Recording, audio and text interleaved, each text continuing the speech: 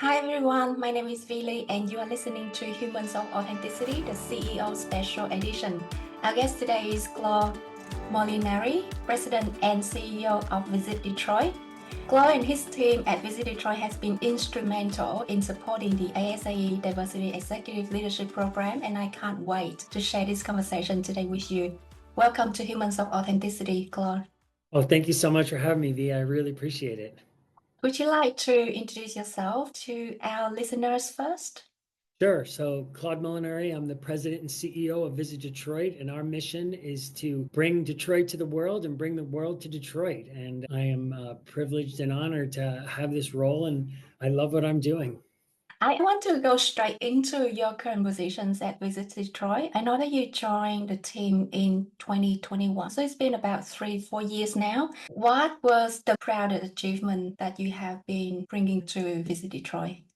I think our winning the bid to host the National Football League draft for this year, and then, of course, hosting a successful draft right in the heart of downtown with 775,000 attendees, all gathering peacefully over 3 days. I think that was by far the greatest event that I've ever been involved in, and I've been involved in so many.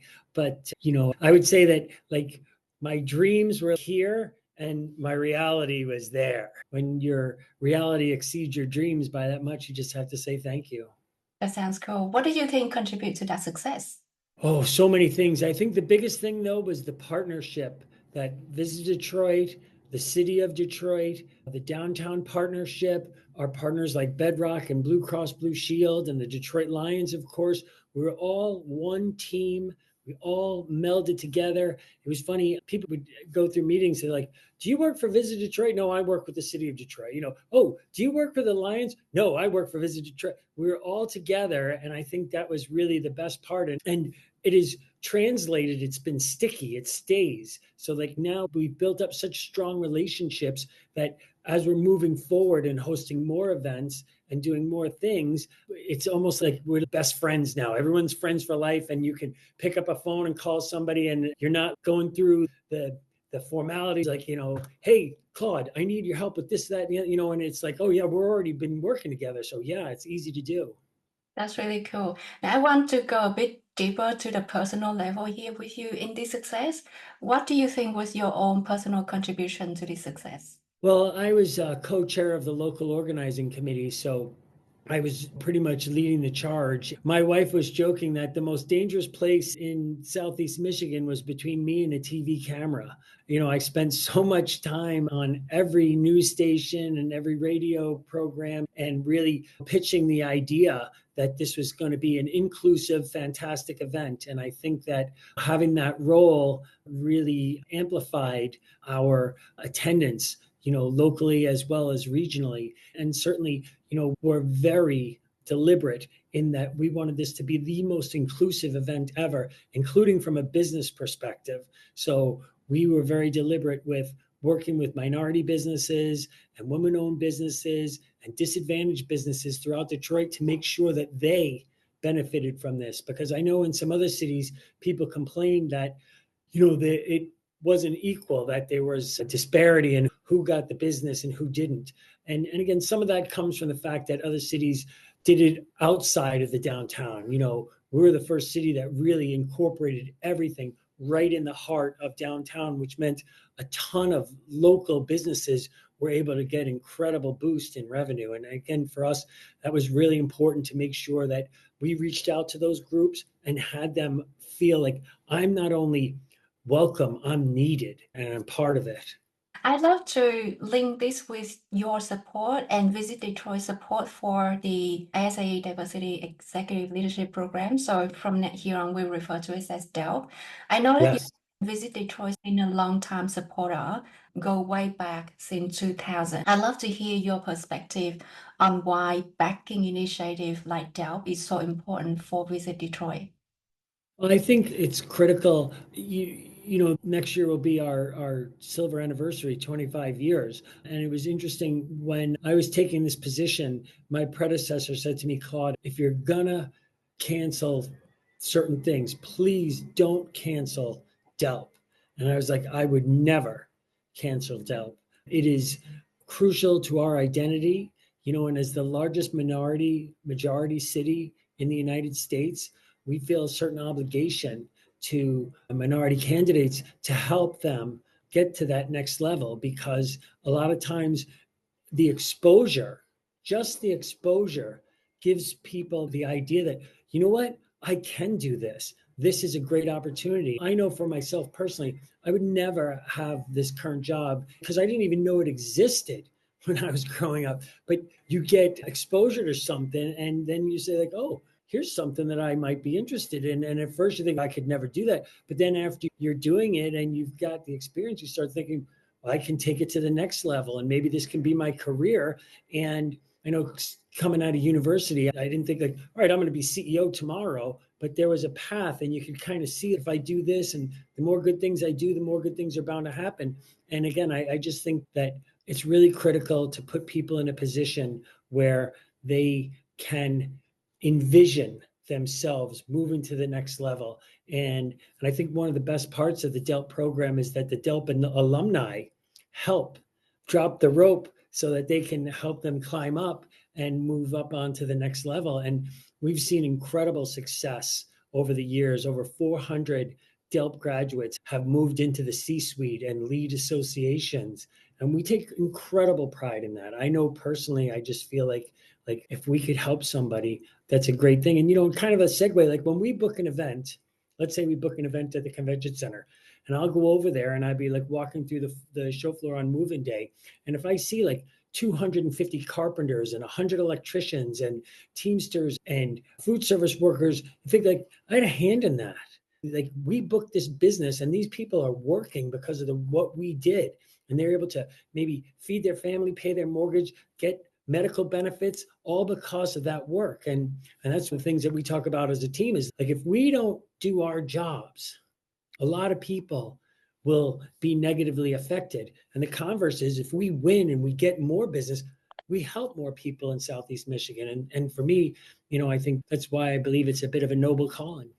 I really love what you just shared, a very strong focus on community buildings and inclusions. I also love how you say your support for this program help others to envision themselves moving forward. So I really love the give back mentality that you have described so far. Thanks, V. I know that you've been in this space for a very, very long time. What is the one thing you like the most about yourself? I always raise my hand. I always say, I'll do it. I'll take on what's next. When I was first starting my career, the best way to differentiate myself is to find all the bad jobs that nobody wanted to do and then do them. When I first started out, I worked in Hartford, Connecticut, and like there'd be these Sunday night shows that would be ending, and nobody wanted to do the settlement. You'd have to argue with the promoter over the bill and then get the money, and we'd be paying them out of the box office. It's not always pleasant, and nobody wanted to do it. So I was doing them all. And of course, the more you do it, it's almost like if you go to the dentist often enough, it's not so scary anymore.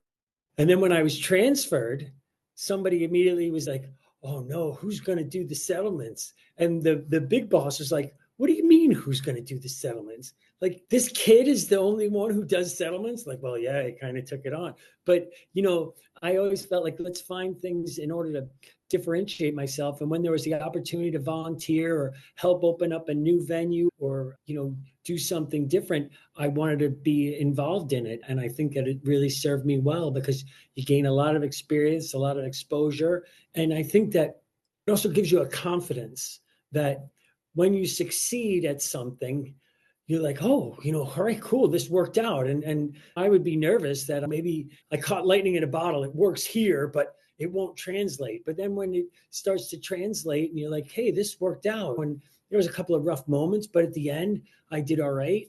And then as I transferred throughout my career, because Detroit is my fifth city, I would go in there, not cocky, but confident to say, all right, history says that I'm going to succeed here. The people are going to relate to what I have to say. They're going to be inspired by it. And so then I could go in and say, all right, like, don't be terrified. You've done this before. Let's move forward, be genuine, and it'll probably all work out. That is really cool. So always raise our hand. I love that can-do attitude. I'm hearing as you raise your hands a lot more, you get more experience. You also get more exposures in how others see your service, and you start getting the role up from there. I just want to add to that. I used to work for SMG, which managed arena stadiums and convention centers around the world. And they were paying this company to set up their booth at all these exhibits all across the country. And I basically said to our leadership team in the corporate office, like, I could save us, 30%. I'll take care of it in-house with our expo team. We'll do it. And we'll take care of everything. And they're like, really? I was like, 100%. Like, we'll take it on and we won't even charge. It'll be for the company. The company will benefit from it. And it was wildly successful. And because I was setting up the booth, I wound up going to a bunch of shows that a junior employee would never get to go to. And I remember once, though, we were at lunch and the guys were going to go do something. They're like, oh, I can't. I got to go back to the booth. And the guys were making fun of me like, oh, excuse me, like, booth bitch, you got to go and fix the booth, And one of the senior leaders there was like, you're making fun of him, but let me ask a question. Do you think the CEO of the company knows who any of you are? And they're like, well, like, no, because he's calling Claude's cell phone and he's talking to him. He knows him. So make fun of him all you want, but here's a guy that the CEO is relying on and he's saving the company a lot of money. And then they're like, oh yeah, good point. So sometimes I'll tell new people, I'll say, I've cleaned 10 toilets for every president of the United States I've met, and I've met 6 of them. So think about how many toilets I've had to clean. Wow. Talking about all the up and down moments. Can you share with us your mantra as a CEO? Absolutely. And today's the best day in the history of my entire life, which is kind of a mashup of Rocky II and Pride and Prejudice. But, I really believe that you can manufacture a good day, a positive situation. My wife and I would love to go out to eat. And sometimes if the server is maybe not having their best day, we'll be like, all right, we're going to have to manufacture a great experience out of this. We're going to have to turn them around. And a lot of times we'll be like, what's your favorite thing on this menu? What do you like to eat? And it'll be funny after a couple of interactions, we'll look like, wow, look, the server is having a laugh with the next table. It's like we've added to the thing. So I like to be relentlessly positive. So when people ask me how you doing, I'm like, best day in the history of my entire life. That is so cool. I want to bring us back to reality, and I'd love to see how you show up with this mantra in this scenario. So I know that you joined Visit Detroit in 2021, and if we look at history, that's really the recovery period Yes. of the COVID-19 pandemic. And I know that the tourism, hospitality, and convention industry surely were hit pretty hard during this time. So if we could go back to that moment, what were your feelings as you stepped into the organizations during such a pivotal time? Was that still the best day of the history? Yeah, well, so it's funny. I was transferred to Detroit in 2011 to run the convention center. That was my first mission here. On my first day, my predecessor at the convention center was in prison. The mayor was about to go to prison, and the city was about to go into the largest municipal bankruptcy in the history of the world. Wow. And my wife, I remember at the time being like, why didn't we take the Chicago job? And I was like, honey, you can't fall from the floor. There's nowhere to go but up. And I literally was in charge of the convention center for 10 years. So I started January 3rd, 2011, and January 4th, 2021 was my first day on the job at the Convention Bureau. And I looked at the situation and I was like, we're in a pandemic. The Bureau was 65 people prior to the pandemic, and we were down to 25 people. And the hotel occupancy rate in the city of Detroit was 9%. So I called my wife. I was like, honey, it's the same situation. You can't fall from the floor. I'm going to oversee the greatest comeback in the history of hotel occupancy because we're in single digits. As soon as we get to 20%, I'm going to claim I've doubled the hotel occupancy, and when we're at 80%, I'm like, can you remember where we were on my first day at 9%? So I'm not Pollyanna or like, oh, everything will just be fine. But I did see, frankly, that the pandemic would end, and you have to have a vision and a belief that things are going to improve. And when I joined the Bureau, I was very optimistic that we were on the tail end of this. And I truly believe that tourism and meetings and conventions were going to come back very strong. And it was like the revenge tour of hotel. We've had in the 130-year history of Visit Detroit, and we are the first convention bureau in the history of the world. It was invented here. The last 2 years have been the best 2 years in the history of the bureau. So, we're excited and proud about that. Congratulations. That is Thanks. so cool. Again, I want to switch to the personal core values here in the last few years. What core values have guided you in your work and in promoting Detroit as the destination? Well, I think the most important thing is that you're a good teammate. I grew up playing sports, and some of the most talented teams I was on were unsuccessful because players were selfish. And some of the teams that you think the talent wasn't as good, but the greater sum of the parts made it better. And when I talk to our team here at Visit Detroit, I always say I look at teammate work as like a bank account. If I ask you to do something for me, I'm making a withdrawal. If I do something for you, I'm making a deposit. Now, are you the kind of teammate that's constantly making withdrawals, that has a very low balance in their account? Or you're the kind of person who's looking to help out, raising your hand, being part of the team, giving people assistance, and having a big deposit? So you've got lots of, let's say teammate cash that you can then use. So to me, the most important part is that people feel welcome to be their authentic self, and that they feel supported, and that there's a support system to help them. Now, again, if somebody is constantly messing up and just can't do the job, well, then we have to help them find their happiness in another position. But if someone works hard and gives their best and is competent, then they can have great success here, because we're going to help them. And when I get involved in the interview process, I look for what kind of a person are they going to be? Are they going to be a great teammate? And we put that right out front. You can be super talented, but if you're a bad teammate and you're not going to fit here, we're going to move you right out, because that to me is the most important thing. Because frankly, we're in the hospitality business. Our guests count on us to be nice and to be good teammates for them. I have a saying, the next perfect show will be the first one. Something always goes wrong. And frankly, you can ingratiate yourself, be more loved by your clients by making mistakes and fixing them, or helping them get out of a problem. Like, oh my gosh, we messed up, but it's our fault. It's like, don't worry, we got you. Let's see how we can fix it and find a way. Those are all the type of things that make you very valuable to your clients. And really, for me, core value of Visit Detroit. Nice. On a side note here, I attended 2 events in Detroit so far, and every time I were in town, the team was so helpful. Everyone just Great. welcoming, and you guys have pretty good food and the service as well. So thank you so much for building up the cities and that help driving economic growth for Detroit.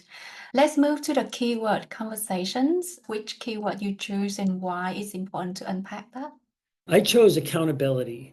And I believe that as the CEO of the company, it's important that I am in service to the employees just as much as they are to the organization and the team. And I'm accountable to them. So it's interesting. I decided right away that from my first day, I'm going to approve all expenditures. I don't want there to be someone ever coming to me and saying, like, oh, how did this go? I don't know. I'm going to approve it all. But that also meant that I have to be on it, that people can't wait 2 days for me to approve something. And we have a system that it's all electronic, so I can even do things off my cell phone. But I hold it to like within 6 hours, any time of the day. And sometimes it's 2 minutes. If I'm sitting on my computer and I see like, here's an approval for something, I can do it. But nobody can wait for me. I do not want to be the stop that gets in the way. We talked a lot of times, there's interdependency of the group, whereas things will go to a certain point and then finance can't pay the bill unless the purchase order is completed, or the speech can't go until it's been approved. Whatever those situations are, so often there's things that have to get through. And if somebody is like, oh, I'm taking my time, or I didn't get to it, well, that can hurt the whole operation. So really, we say there are certain deliverables that have to happen, and you have to be accountable. And I take that extremely serious to myself. Like, I don't want anybody waiting for me at any time. And I tell everybody, like, my cell phone is 100% available to everybody, 25 hours, 8 days a week.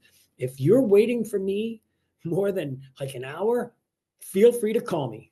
Like, I will not be like, oh, you're bothering. It's like, you need something to work. You need me to put my signature on something in order to make it happen. If I agree to do it, I have to do it immediately to keep the train rolling. And again, I think that's important for our entire organization. Sometimes people would be like, oh, finance needs this, but I was too busy with something. I was like, all right, well, you know what? Next week we'll tell finance when payroll comes to due that they're too busy to get you your check. Hey, sorry, too busy. You'll deal with it though. It's no problem. And all of a sudden it's like, oh, okay, I see where you're going with that. I believe that accountability also is like admitting mistakes. I make 2 or 3 mistakes a day. I think it's one thing, it's another. I mispronounced your name earlier. I'm sorry, I'll adjust, I'll go forward. And I remember I was several years ago in a different state. I was talking to one of our people and I was like, it's amazing to me. I make so many mistakes and you've never made one. You're always perfect. It's always somebody else's fault. It's always either the labor or the show manager or the associate, whatever, but it's never you. It must be such a burden to be so perfect as to person's like, oh boy, okay, I see your point. I think it's better to be vulnerable and just say, I screwed up, my fault, move on. And I find personally with my leadership here in Detroit, by modeling that behavior, I've got people diving in front of each other to say, no, it was my mistake. No, he thinks it's his mistake, but it's actually my mistake. She's wrong. It was my mistake. Like, you love that stuff because then you're saying like, all right, here, everybody's being accountable. Everybody's looking out for each other. And again, we can do an autopsy later and figure out what went wrong and how we're going to fix it. But I do think it's super important to just, come clean. If you make a mistake, let's fix it and move on. I'm hearing 3 main things as you describe how you show up with accountability. First of all, you want to make yourself always available to your team. Did I hear you say correctly that you are available 24 hours, 8 days a week? I think I said 25/8. Okay. Like more than is available. So you're one of those people that have 48 hours in a day. All right. I know that it's always useful for the team to hear back from the decision makers, make sure that we are moving to the right directions. But how can you carve out the boundaries so that you can save time for yourself and your families too, if you make yourself too available? Yeah, you mentioned it. I say that you'd have a magic formula. Like, I wish that there was 50 hours in a day so I could spend like 8 hours with my wife, 6 hours with my kids who are adults now, some time for R&R, and then also put in like a 12-hour day at work because work doesn't feel like work for me. I mean, I'm blessed that I love what I'm doing, but it's a tricky balance. And sometimes I feel like I'm shortchanging myself, my family, and my career because you're not able to do it all. But do try to be extremely present. When I'm with my wife, I really try to focus on that. And frankly, when I worked at arenas, stadiums, and convention centers, it was much harder. A lot of those operations were 24 hours a day. Things go wrong. People call. If it's freezing cold out and a pipe and water is hitting the road on a highway underneath the building, I got to deal with, in the convention center role, I don't get those 2 a.m. phone calls anymore. But it's a tough balance. And I think I'd be completely lying if I said, oh, I've got it figured out.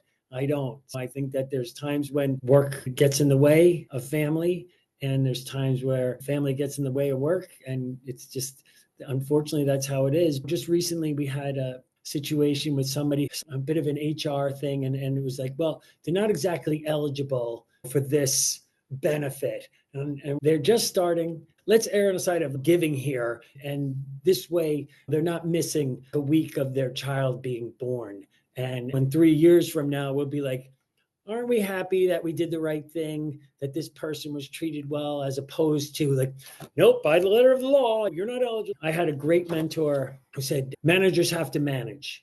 And certain things are, and I was like, hey, go out and do your own thing. But I think that at times, as long as you can justify it. And again, if the chairman of my board, the free press newspapers, or the governor of the state, if I can't explain it to them, I don't do it.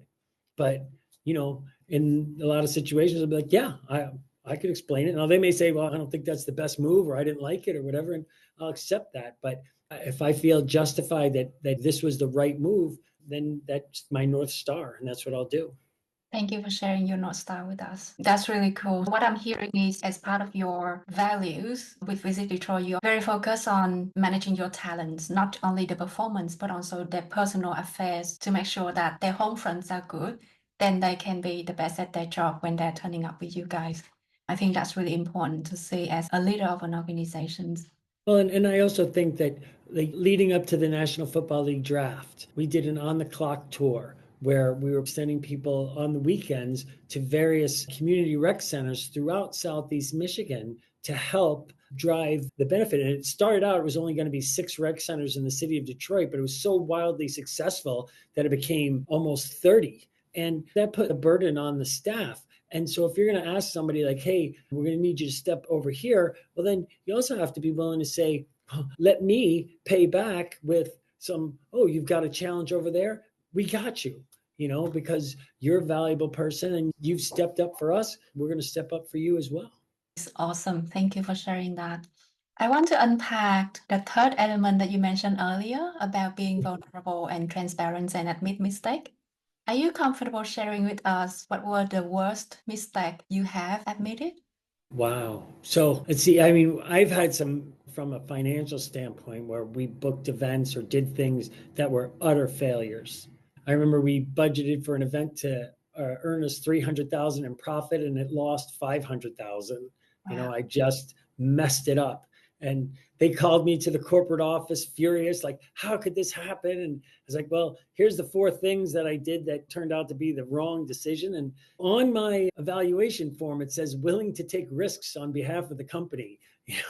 This is a risk and it failed. But I also believe that we've learned some great lessons here. And when we signed a 3-year contract on this show, I think years 2 and 3 are going to be profitable. Now, I know I'm not exactly carrying a lot of credibility right now because our budget was this and it turned out to be that. But I truly believe, based on these different things, that we turn around, we're going to be successful. And thankfully, they showed some leniency and mercy to me and turned out to be great in the end. I've made some mistakes where I bet on the wrong show. A group wanted to say, we're willing to sign a 5-year contract, but we need you to move these guys off dates. And I was like, that show is worth much more than yours. Well, we're going to grow. We're going to be more profitable. And I was like, well, if I've heard stuff like that before, I'm not willing to go to that piece. And so they signed a 1-year contract and then signed to other cities. And the show was more than triple the show I wouldn't move. And that's a brutal one. Like, boy, did I make a big mistake on that one.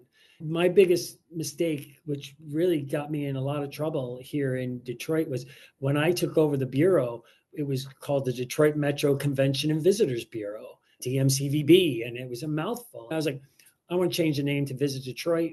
It's who we are and it's what we do. It's very easy. A lot of other cities have done it. And I spoke with our board of directors. I went through the whole process and they were very appreciative of it and thought this is a great idea. You got our permission. And I have an owners advisory council, which is our hotel owners. And I basically was just like, we're doing this, we're doing that, we're changing the name to Visit Detroit, and we're doing something else and another thing. Next, moving on. And I didn't show the respect that they deserved. I just kind of dumped it on them and they really revolted. And it's funny, in the 130-year history of Visit Detroit, there's only been 10 CEOs. So there's long tenures, and one guy only lasted 1.5 years. And this was early in my tenure, and the hotel owners were so upset, and they thought, all you care about is the city of Detroit. You don't care about the metro area, which is so important. And, one of the counties, which is worth about 30% of our revenue, was saying we may just defect and start our own bureau. And my board was like, we can't lose 30% of the revenue and keep you. You can't lose this. And I was like, I understand the mission. And I had to really mend those fences and go back. And I just came clean. I was like, you know what? I didn't recognize how important you guys were in the overall scheme. And I had to eat some crow there. And so all I can ask is that you continue to support me while we make this move, because I believe that you're going to see that this is in the best interest of the entire destination, changing the name this way.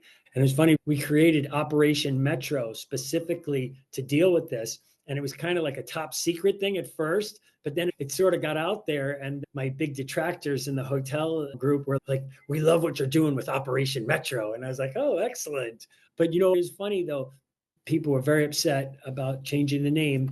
And the 3 counties that we represent have an annual meeting with the Regional Chamber of Commerce where they have Q&A with a moderator, and then they take questions from the audience. And we said, we'll sponsor it, but we need to get the first question. And they're like, all right, that's good. And I invited my detractors in the hotel industry who were all like, you're missing the point here.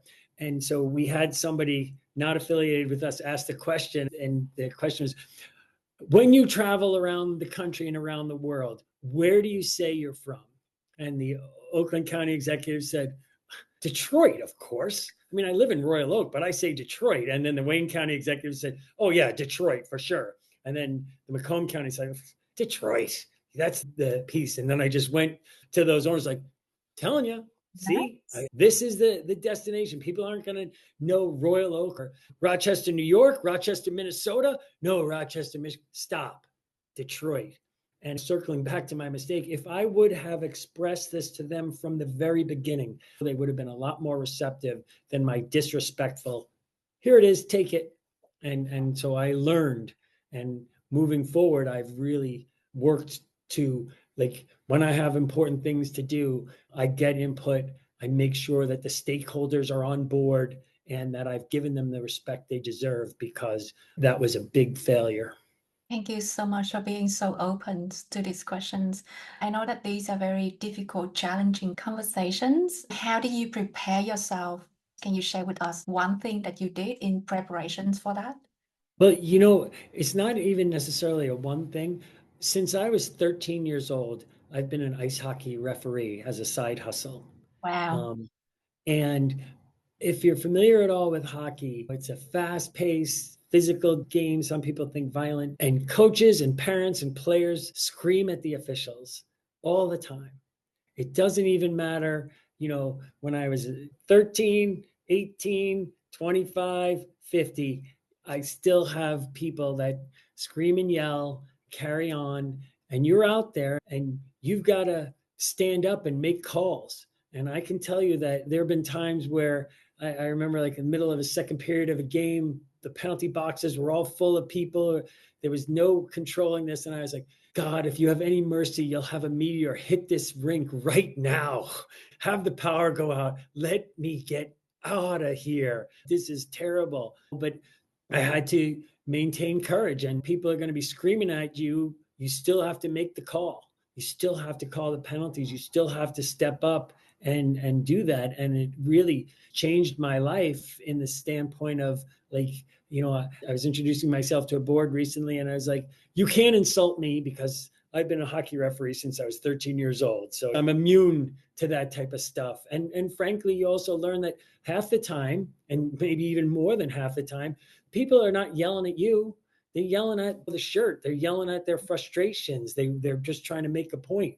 I've had so many times where coaches would be giving me a hard time, and then at the end of the game, they'd be like, you really reffed a great game. You did a great job. Like, appreciate it. And be like, whoa, what happened? And sometimes detractors or the press or a interviewer ask some difficult questions, and you just kind of have to be comfortable knowing that I don't always get it right. There's been some times where a coach is like, what the heck? And I'd be like, I might have missed that one.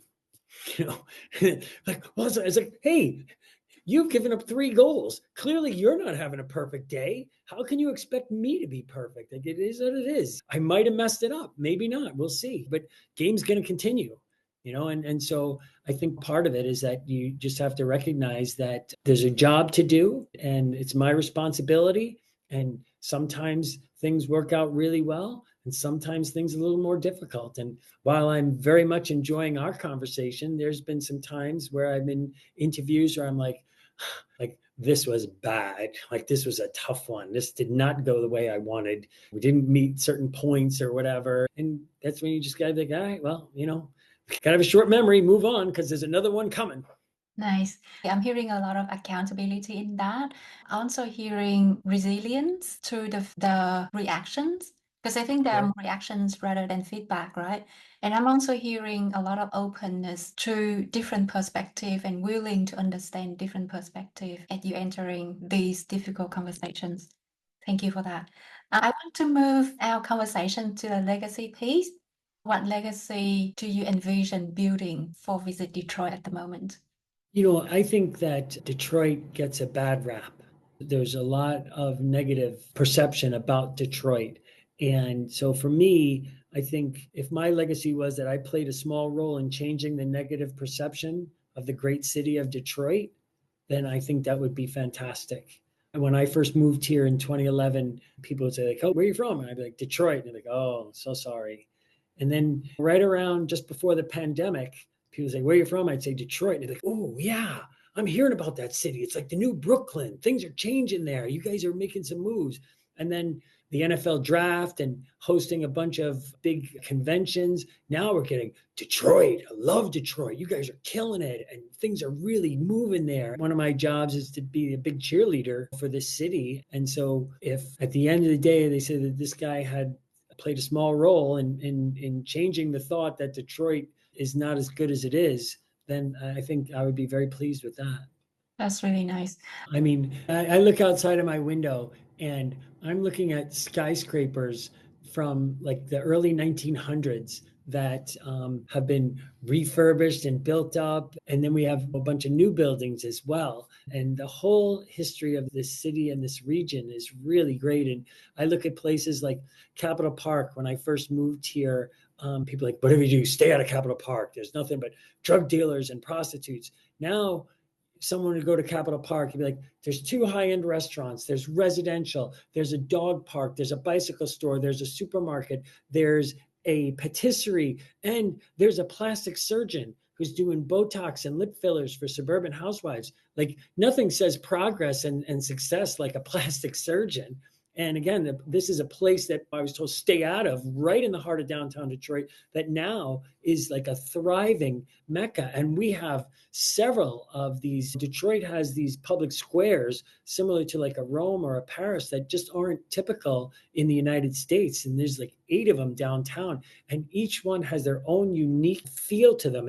And sometimes I'll take guests like, we're going to just do the parks, the public squares downtown. And I'm like, oh my gosh, this is so cool. I'm like, let's get a coffee here. Let's get a snack there. Let's maybe get a cocktail there. And you can just have a great time. And I also look at like Corktown. The joke when I first moved here is like, if you want your car stolen, just park it in Corktown. They'll take care of it immediately. Now, Corktown, the Michigan Central train station has been redone $1 billion. It is now going to be the epicenter of autonomous vehicles, automobility, and electrification. It's got the only electric charging road in the world where electric vehicles can drive on this. It'll charge their car while they're driving on it. And the whole neighborhood is completely transformed. There's a restaurant there called Super Guile. And somebody said, what's your favorite thing? I was like, they have the best dinner this side of Istanbul. It's because I had it in Istanbul and it's fantastic. And so all of us, we're seeing an incredible transformation of this city, and not just the downtown, but midtown and even spilling into the neighborhoods now. And I feel so blessed to be a part of this. Congratulations for all of those achievements. What infrastructure have you put in place to make sure that you can work towards that legacy? Well, I wake up every morning and go to bed every night thinking about how I can add additional hotel rooms to downtown Detroit. We have the 16th largest convention center in the country, which means we can do these many events, but our limited hotels downtown means we can really only do these many events. And so that's been our biggest Achilles heel. And working with the legislature and working hard with private developers, and I've got 3 on the hook right now, and I'm the chairman of the board of the authority that pushed this through the legislature. We're building a 600-room JW Marriott hotel attached to the convention center. I really spearheaded that project. That has been my baby since day one. We got $500 million from the state of Michigan during a lame duck session to make this happen.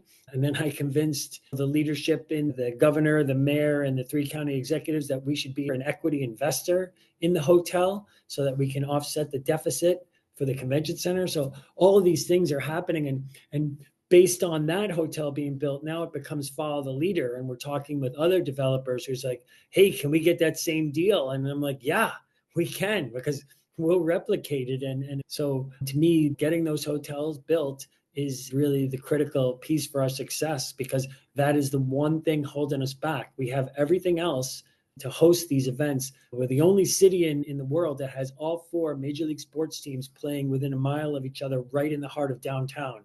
And only London, Las Vegas, and New York City have more theater seats than Detroit does. So we have the entertainment, we have the restaurants, we have the infrastructure. We're just missing the hotel rooms. But again, we've got about 1,000 being built right now. And if I have anything to say about it, in the next year or so, we're going to be breaking ground on another 1,000. And that'll start to change our ability to host some additional major events. Wow, that's exciting. Congratulations. So when you say the convention center, are you referring to the Huntington Convention Center? Correct, Huntington Place. Right. It is such a beautiful property. I remember we were having an event there at night and we were able to see across the river towards Canada and see the Yes, Ferris wheel and all of that. It's just so bubbling and so happening in that moment. Wow, exciting time ahead for you guys. Congratulations. no doubt. I want to go to the last questions of the interview, and I hope Okay. you enjoy this one. So imagine if Visit Detroit were a fictional character, who would it be and why? I struggled with this one. I was thinking about it a lot, but I have settled on Hassan, who is one of the main character in Khalid Hassani's book, The Kite Runner. The Kite Runner is a magical book about life in Afghanistan. And Hassan's loyalty, goodness, kindness, friendship, and service to the lead character, Amir, makes him a cherished character. I think these are the traits that Visit Detroit aspires to embody in our interactions with our clients and guests: kindness, goodness, friendship, service. And so that character speaks to me, and it's one of my favorite books. As I was thinking about it, I was like, I think that would be, if we could embody that spirit and that level of kindness and loyalty to the entire state and our guests and clients and visitors, then I would be very pleased with that. I'm hearing a lot of excitements happening, so I look forward to seeing more of Detroit and you guys building up the city.